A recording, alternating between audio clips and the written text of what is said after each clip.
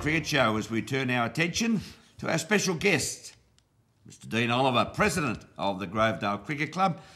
Dino, Grovedale, how long have you been associated with the Tigers, mate? Oh, this is, I think, 10th year as President, Graham, and... An illustrious career before that as a player. Oh, well, in the mighty F Troop, yes, where the old fellas used to spend a lot of time down at Brimley chasing the balls into the snake pit. A bit of fun there. But most of those guys who played in that era are still involved with the club, which is great. You've seen a lot of change, and this season particularly, congratulations. We spoke about it before on this show, but congratulations to the Grovedale Sporting Club and the effort between and the cooperation between the football club and the cricket club, being able to come together and really set the benchmark as far as the club effort's concerned in bringing up your own ground out there at the Stuart Boyd Oval at Burdoo Reserve. Yeah, it's been a bit of a battle for us, really. The last 5 years, I think we've been off the ground for three, some part of the season for 3 years. And it's very, very tough, but with the footy club and turf care, Lee McCorkle has been fantastic. And we've bit the bullet and, okay, we'll do it again. We're off the ground again for at least half a season. But it's coming along nicely and we're very, very happy with the progress. Lee's done a fantastic job. And hopefully we can be on the ground first game after Christmas, and that'll be the end of our year on, year off, as it's been the last few years. Dean, you've started off the season with 3 wins and you've been very, I suppose, in the mood to recruit great players from other sides this year. How do you actually fit them all into this massive salary cap? Yeah. Oh, look, it's a great debate, isn't it? But I mean, everyone associated with our club knows that the guys who play for us, they've been there for years. They come through the juniors. They expect nothing, and this is exactly what they get, apart from the best facilities we can provide. And, sausage and a drink after the game. Well, actually, you know, Graham Harper, 2 Coca-Colas, he's easy, What about the big dwarf statistical history?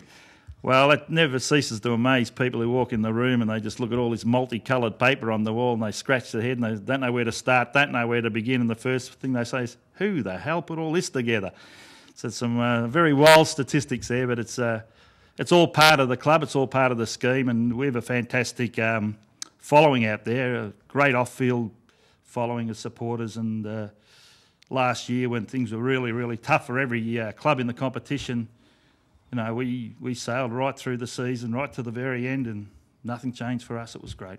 Now, for our viewers, bring us up to speed with what the Stuart Boyd Oval at Burdoo Reserve, what's the situation currently? Is it coming up to scratch? Are you getting the right amounts of water? Is the grass coming through, etc.? Give us a ground update, please, Dean. Water's difficult.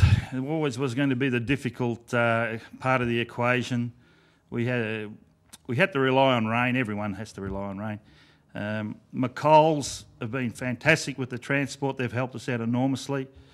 But just the availability of water has hampered us for a while.